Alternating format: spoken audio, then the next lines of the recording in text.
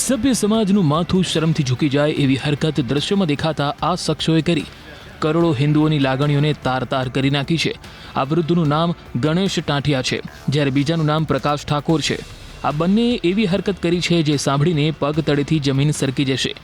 વિકૃતિની હદ વટાવીને આ બંને શખ્સોએ મૂંગા પશુઓને હવસનો શિકાર બનાવ્યા। ગણેશ ટાંટિયાએ પોતાના જ ઘરે લીમડાના ઝાડ નીચે બાંધેલી 2 વર્ષની ગાય સાથે દુષ્કૃત્ય આચર્યું। આરોપી પ્રકાશ ઠાકોરે તેનો વિડીયો બનાવ્યો અને વાયરલ કર્યો। સોશિયલ મીડિયા પર આ વિડીયો વાયરલ થતાં ગૌભક્તોમાં આક્રોશ ફાટી નીકળ્યો। દિયોદરના ભેંસાણા ગામની આ ઘટનાને લઈને આરોપીઓ પર ચારે તરફથી ફિટકાર વરસાવાઈ રહી છે।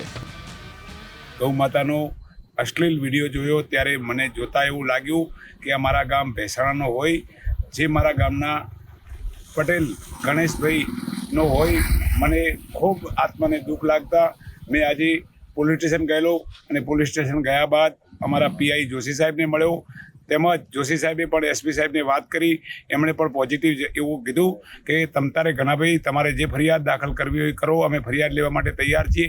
ખરેખર આ ગૌ માતાનો અશ્લીલ વિડીયોથી અમારી લાગણી ખૂબ દુભાઈ છે। અમારા દિયોદર તાલુકાના દરેક ગામડે ગામડે ગૌશાળાઓ છે અને આવા અશ્લીલ વિડીયો વાયરલ થાય તો જેમાં અમારા હિન્દુ સમાજની આબરૂ પર નીલામી થાય છે। માટે અમે પોલીસ તંત્રને એવું કીધું છે કે સાહેબ અમને કડકમાં કડક સજા થાય એવી અમારી પોલીસને વિનંતી છે।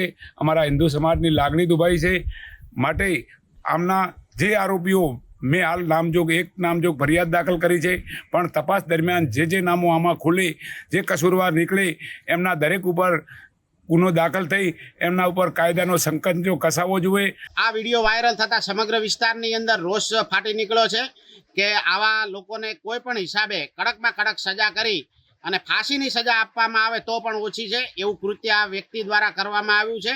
તેથી અમારા જીવદયા પ્રેમીઓ અને ગૌરક્ષકોની માગણી છે કે જે કોઈ વ્યક્તિઓ આની અંદર સંડોવાળા હોય એમના તમામના ઉપર કાયદેસરની કાર્યવાહી કરવામાં આવે અને એવી કડકમાં કડક સજા કરવામાં આવે કે ફરીથી આવું કોઈ કૃત્ય થાય નહીં।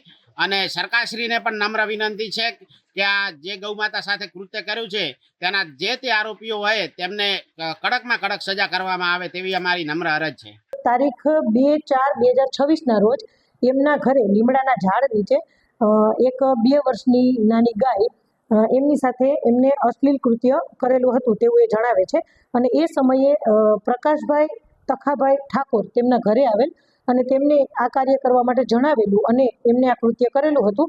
અને ત્યારબાદ પ્રથમ તો પ્રકાશભાઈ તખાભાઈ ઠાકોરે જાતેથી આ અશ્લીલ કૃત્ય કરેલું અને ત્યારબાદ એમના કહેવાથી ગણેશભાઈ તેજાભાઈ ટાંટિયા તેઓએ તેમના રહેણાંકવાળા ઘરે આ અશ્લીલ કૃત્ય કરેલું હતું। અને એ સમયે આજે પ્રકાશભાઈ તખાભાઈ ઠાકોર છે તેમને તેનો વિડીયો બનાવેલો હતો અને એ બાદ ગણેશભાઈ નાઓને આ અશ્લીલ કૃત્ય કરવા માટે જણાવેલું અને વિડીયો બનાવી અને એમને મોબાઈલમાં સાચવી રાખેલો હતો। ત્યારબાદ તારીખ 3/5/2026 રોજ ગૌસેવકના મોબાઈલ નંબર ઉપર તેમને આ વિડીયો વાયરલ કરી અને આ ઘટનાને અંજામ આપેલો હતો।